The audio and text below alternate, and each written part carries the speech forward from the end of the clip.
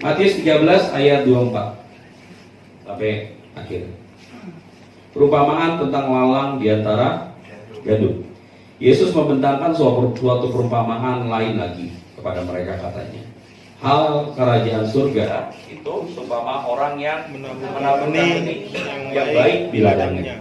Tapi pada waktu semua orang tidur, datanglah musuhnya menaburkan benih lalang di antara gandum itu lalu pergi. Ketika gandum itu tumbuh dan mulai berbulir, tampaklah juga lalang itu. Maka datanglah hamba-hamba Tuhan ladang itu kepadanya dan berkata, Tuhan, bukankah benih baik yang Tuhan taburkan di ladang Tuhan? Dari manakah lalang itu? Jawab Tuhan itu, seorang musuh yang melakukannya. Lalu berkatalah hamba-hamba itu kepadanya, jadi maukah Tuhan supaya kami pergi mencabut lalang itu? Tapi ia berkata, jangan, sebab mungkin gandum itu ikut tercabut pada waktu kamu mencabut lalang itu. Biarkanlah keduanya tumbuh bersama sampai waktu menuai. Pada waktu itu aku akan berkata kepada para penuai, kumpulkanlah dahulu lalang itu dan ikatlah berkas-berkas untuk dibakar. Kemudian kumpulkanlah gandum itu ke dalam lumbung. Saudara, mungkin kita tahu dan kita pernah dengar perumpamaan Yesus tentang lalang dan gandum. Satu waktu berapa tahun yang lalu saya pernah pelayanan ke Afrika, ke satu negara namanya Kamerun. 2 hari saya di Yaounde, ibu kota Kamerun. Akhirnya kami naik bis perjalanan 3 jam ke Douala. Itu kota besar. Dari Douala itu kontak kita itu namanya Jacques, pokoknya gitulah, kan bahasa Prancis. Dan kita manggilnya Jaka, biar gampang. Pokoknya namanya Jacques. Dan Mary itu bilang, kita mau ke satu daerah dataran tinggi, Egoloa namanya. Jadi kita ke sana, nggak ada listrik, saudara. Nggak ada listrik, kamar mandi pun nggak ada, mandi pun harus di sungai. Di situ akhirnya saya melihat bagaimana mandi bareng dengan orang-orang Afrika. Nah, terus akhirnya dia ngajak kami ke atas. Mereka itu makanan pokok di sana itu bukan beras, bukan nasi, tapi gandum. Dia ngajak ke ladang gandum. Ini ladang gandum punya orang tua kami. Ada sekitar berapa hektar, cukup luas. Saudara mungkin pernah lihat langsung nggak gandum ladang ini? Belum. Ya, nanti berdoa biar pergi dan melihat. Biasanya di Australia ada, di banyak negara di Israel ada. Nah, lihat, dia bilang gini, Pak, coba bedain deh, yang mana gandum, yang mana rumput biasa. Nah, saya lihat nggak ada bedanya, saudara.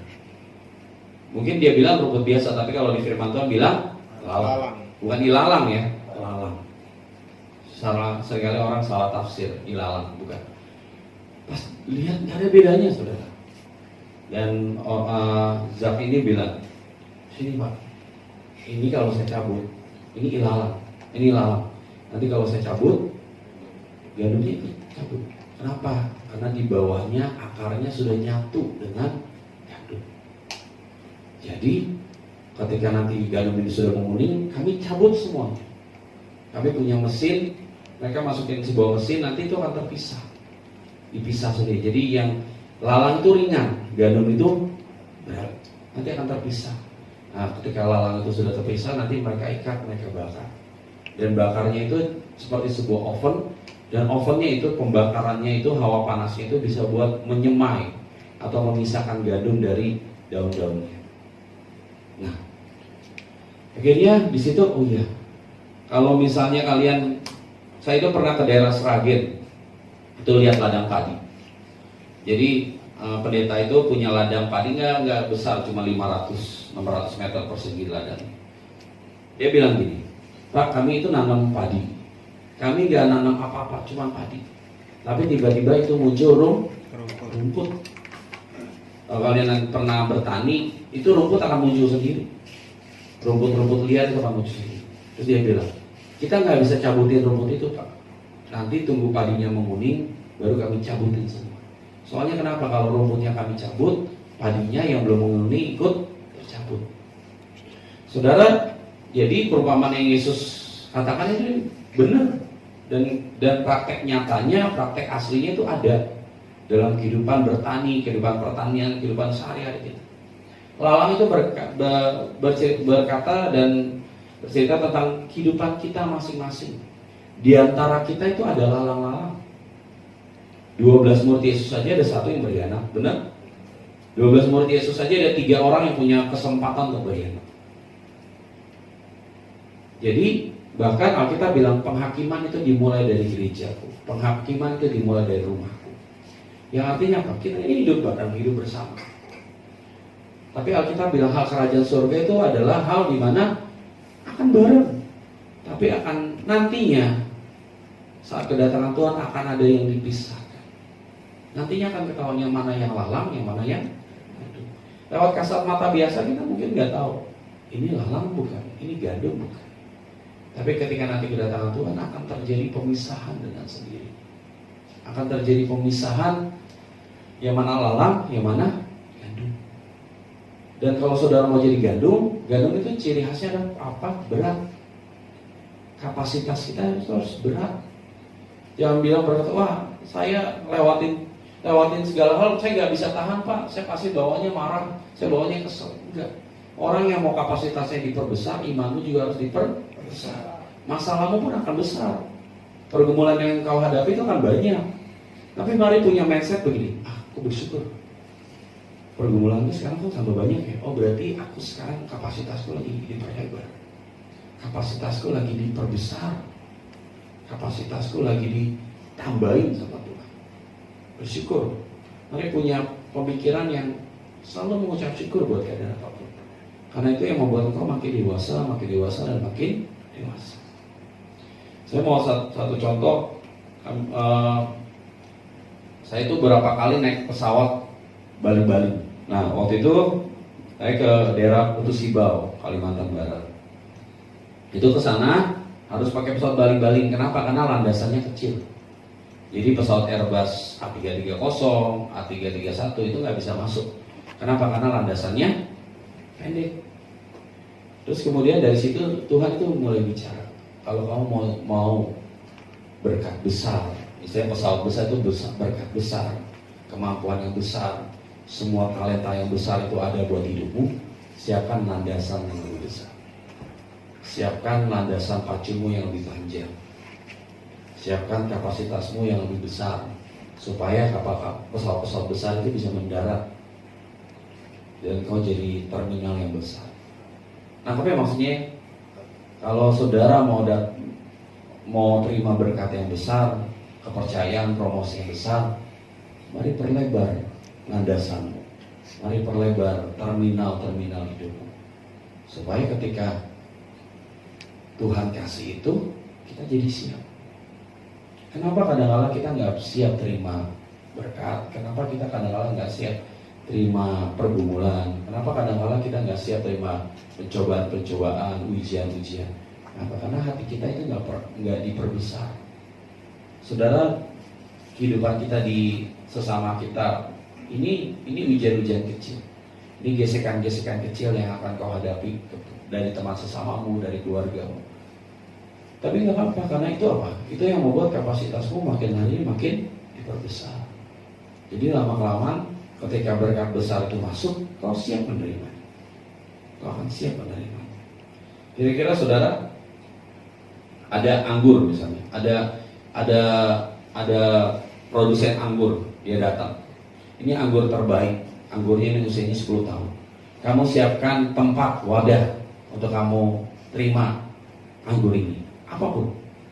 Terus ada yang bawa botol aqua, gelas, ada yang bawa botol aqua, ada yang bawa kemasan aqua gelas, ada yang bawa botol yang 200 mili, ada yang bawa botol 1,5 liter, ada yang bawa galon, ada yang bawa trigen, ada yang bawa toran, misalnya. Dia terima aja, dia isi. Kira-kira yang dapat anggur paling banyak yang bawa apa? Toran. Yang bawa toran. Yang muatnya 5.000 liter misalnya. Sang pemilik anggur nggak pernah masalah. Kan dia cuma bilang siapkan wadahmu, mau sebesar apapun juga saya terima. Yang untung siapa? Yang bawa toren kan 5.000 liter. Yang nggak untung apa? Yang bawa gelas.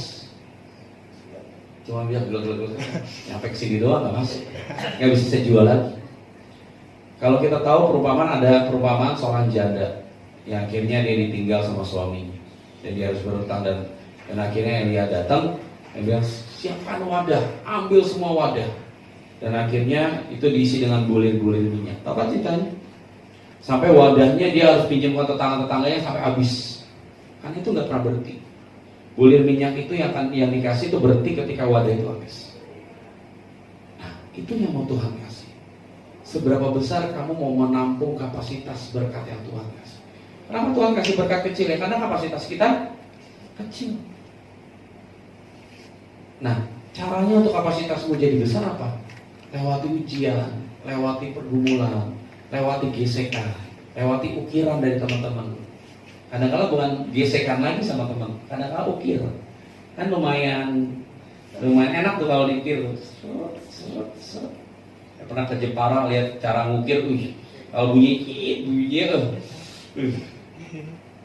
bunyinya pokoknya gitulah, menyayat-nyayat. Ya gitu kalau diukir. Tapi biasanya kalau barang yang diukir dengan yang dilukis, bagusan yang diukir apa lukis? Ukir. Dia ukirannya bagus, bagus. Pasti akan harganya akan mahal. Beda dengan misalnya kursi, bangku yang cuma dilukis, nilainya biasa. Tapi kursi atau bangku yang diukir, nilainya akan sangat mahal. Nah, saudara mau hidupnya mahal atau murah? Mahal. Amin. Mari bersedialah diukir. Kenapa? Karena pemisahan itu nantinya ada. Ketika Tuhan datang, ada. Dan kita mau jadi apa? Kita mau jadi lalang atau gandum? Kalau hatimu akhirnya emosi, marah, gak terima, tiap apa-apa dikit, gesekan dikit sama orang, marah, gak bisa jaga hati, kesel, kepahitan, dengki, ngambek, gak ke gereja lagi, beda agama misalnya, pindah negara gitu, pindah rumah, itu gak akan menyelesaikan masalah, benar? Setiap tempat itu ada ujiannya, ya benar ya. Setiap tempat ada ujiannya. Kenapa? Karena saya pernah ngalamin gitu. Nggak suka di sini, saya pergi dari sini. Nemuin masalah yang sama lagi. Kok sama lagi sih? Udah gue pergi lagi ke tempat yang lain. Kira enak di sini. Baru sebulan 2 bulan, enak. Bulan ketiga ya sama lagi. Terima lagi masalah yang sama. Jadi hal kerajaan surga itu bukan hal yang nyantai-nyantai aja. Hal kerajaan surga itu pun hal dimana kita itu harus jadi gandum yang menguning. Dan jadi gandum itu gak cukup jadi gandum doang, gandum yang menguning. Gandum pas masa tua yang tidak menguning itu akan dibuang juga. Benar? Kau jadi gandum bukan lalang, oke. Tapi engkau tidak menguning, kau akan dibuang juga. Tahu nggak? Misalnya gampangnya padi. Tahu padi ya? Padi akhirnya diayak, diproses segala macam jadi beras. Tapi ada nggak jadi gabah? Tahu gabah kan? Gabah apa tuh Kak? Gabah, tolong kenalkan saya dengan yang namanya gabah. Udah nanti cari aja di internet. Kira-kira gabah bisa dimakan nggak? Nggak bisa Pak. Oh, saya bisa. Ricardo makannya gabah mulu. Nggak bisa. Bener kan? Berguna nggak? Enggak. Awalnya mereka sama nggak jadi dari padi?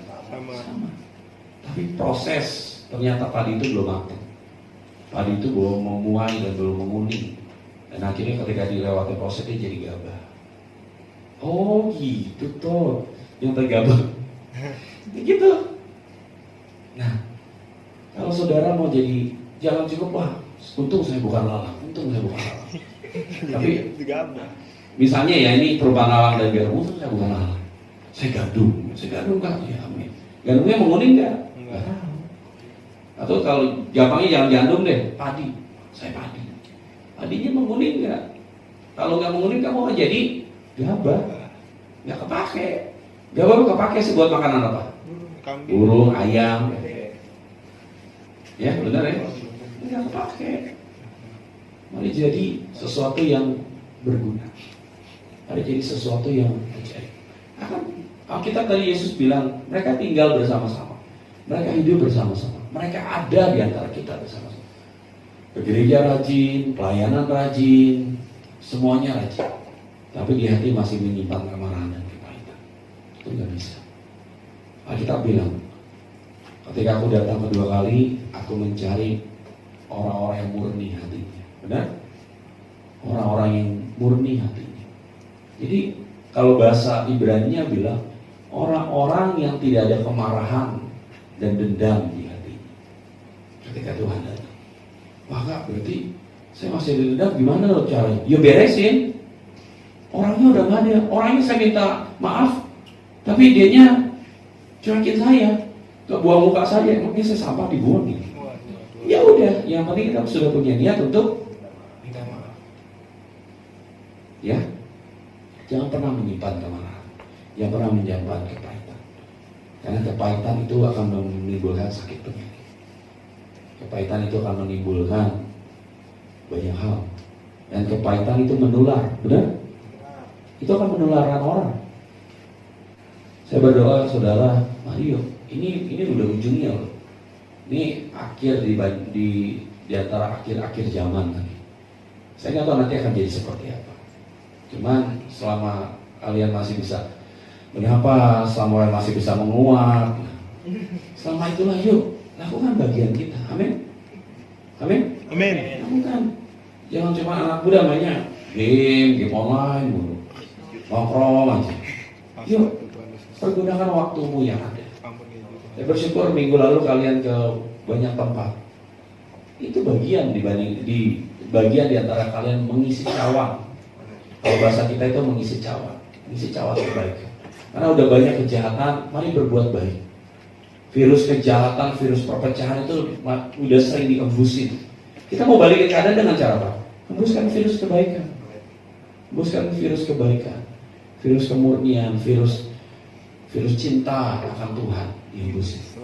Supaya mereka juga ngalamin, oh iya, ternyata di antara kemarahan, di antara kepahitan, di antara perpecahan, ternyata masih banyak orang yang baik. Di antara semuanya ternyata saya masih temuin orang baik. Saudara, itu saya pernah melayani di daerah Tanah Abang. Jadi itu sebuah KKR. Jadi sebelum KKR itu pemimpinnya bilang, Pak, ini ada satu hamba Tuhan yang mau kesaksian, boleh? Boleh. Dia hamba Tuhan, dia gembala saya, dia bilang, saya itu melayani di pemulung di daerah Kumuh, di Kebun Kacang. Saya itu punya gereja, cuma gerejanya gereja gubuk, Pak. Jadi dia kasih tahu. Terus dia bilang, saya ini dulu dari Kedar. Saya ini orang asli, orang Padang. Bapak ibu saya murni orang Padang. Terus dia bilang, kenapa saya bisa bertobat? Dia bilang, satu waktu saya lagi mulung bawa karung. Saya lagi mulung, ambilin botol-botol, gelas-gelas bekas. Tiba-tiba saya duduk karena perut saya sangat sakit, dia bilang, karena kelaparan. Dia bilang, dia doa sama Tuhannya dia. Pakai bahasa dia bilang, doanya seperti inilah. Tuhan, tolong engkau kirim satu orang aja ngasih aku makanan hari ini. Aku sangat bersyukur. Sudah tahu apa yang terjadi 5 menit kemudian ketika dia berdoa gitu, ada satu anak muda yang pergi bawa nasi kotak, bawa air botol, bawa jeruk 2. Pak, ini buat Bapak. Tahu nggak apa yang terjadi? Bapak itu nangis nggak berhenti. Terus anak muda itu cuma bilang, Tuhan berkati ya Pak. Tapi di situ ada yang adem meliputi dia. Dan dia tahu itu anak Tuhan, itu orang Kristen. Hari itu apa yang terjadi, saudara? Dia bertobat. Dia bertobat, dia cari gereja, dia baca firman, dan dia jadi hamba Tuhan sampai hari ini. Jadi apapun juga yang kau lakukan, hal sekecil apapun itu akan berdampak. Amin? Hari berdampak. Gereja yang hidup adalah gereja yang keluar, bukan gereja yang ngedekam aja. Benar? Kura-kura kalau ada dalam jangan kura-kura deh. Saya ambil contoh gini. Ada satu penelitian, ini sebelum saya tutup.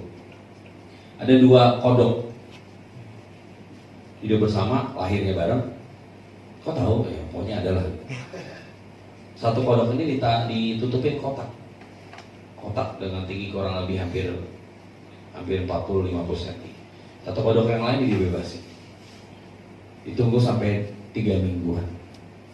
Akhirnya percobaan itu selesai. Kodok dalam kotak itu tetap dikasih makan, tetap kotaknya itu dilepas. Oh, apa yang terjadi saudara? Kodok yang dalam kotak lompatnya cuma setinggi 40 cm. Tapi kodok yang dilepas lompatnya bisa 60-70 cm. Dan kodok yang dalam kotak itu digertak itu takut. Tapi kodok yang dilepas ketika manusia datang dia nggak takut. Artinya apa? Ketika kita ada dalam kotak mulu, kita akan sebagai kotak. Tahu kan istilah anak muda out of the box? Tahu ya? Keluar dari kotakmu. Keluar, lakukan hal-hal yang nggak biasa. Dan itu yang Tuhan mau. Kebaktian biasa itu udah biasa buat Tuhan. Kadang-kadang Tuhan bilang, basi, tiap hari begitu mulu. Nanti nih, kata Tuhan, nanti nih habis ini penyembahan nih, 2 lagu nih. 2 lagu, terus habis ini nyanyi girang-girang tepuk tangan, ada yang angkat tangan, ada yang lompat, 3 lagu. Nah selesai nih nanti, anak sekolah minggu dipanggil nih, kata Tuhan. Oh ya, panggilin, doain. Ini saya bukan ini ya, cuman ini yang saya dapat. Habis itu kolektor persembahan. Itu, nah tahu nih, habis ini aku tahu, setan juga tahu. Habis ini pasti nyanyi lagi 1 atau 2 lagu. Setelah itu pendetanya dipanggil. Selesai pendetanya, ada kolektor lagi, pengumuman. Setelah itu nyanyi 1 lagu, 2 lagu, 2 syafaat, pulang salam-salaman. Sama nggak tiap minggu? Sama. Bukan berarti itu salah saudara. Tapi itu liturgis memang. Tapi yang buat beda adalah kitanya sendiri mau buat perbedaan. Mari keluar. Jadi jemaat yang keluar. Jadi jemaat yang melakukan sesuatu yang berbeda. Karena pada akhirnya nanti kita akan tahu bedanya, yang mana lalang, yang mana gandum. Yang mana yang akan dibakar, yang mana yang akan masuk lumbung itu. Ya, berdoa ini bukan nakut-nakutin, tapi ini kenyataan. Bentar lagi kok Alkitab bilang akan ada penyakit-penyakit baru yang akan timbul. Akan ada banyak kematian-kematian dengan jumlah sangat banyak yang akan timbul. Tapi itu tanda-tanda menjelang kedatangan Tuhan, menjelang antikris. Kalau sekarang saudara lihat, antikris sudah mulai dikit-dikit sudah mulai ini. Bahkan Alkitab bilang 2 cupak minyak 2 dinar tidak secupak sedinar. Itu artinya apa? Uang itu akan jadi sangat-sangat berharga. Harga-harga akan mahal, harga-harga akan naik. Dan sekarang ini kita udah mulai banyak yang nggak pakai uang tunai lagi. Udah mulai cashless. Nanti dari uang tunai akhirnya lama-kelamaan akan jadi chip dimasukkan ke dalam tempat. Dan mau nggak mau kita nggak boleh pasang itu, karena kita bilang itu tanda, dan kita nggak boleh pasang. Itu seperti tanda materai bahwa engkau sudah jadi milik setan. Mau apapun juga nggak bisa. Jadi nanti pas masa aniaya kita bisa beli sesuatu lagi nggak? Udah nggak bisa. Karena kita mau beli harus ada chip yang ditanam di tangan. Jadi caranya apa? Yang mau nggak mau harus berladang sendiri, bertani sendiri. Apa yang kita nggak mau seperti itu. Nah, selagi waktu itu masih ada, mari lakukan bagian kita. Sekali kita bilang masih ada waktu, masih ada hari esok. Oh, masih ada kan? Masih ada hari esok, masih ada kan? Masih ada hari esok, tiba-tiba waktu itu udah nggak ada lagi. Ya,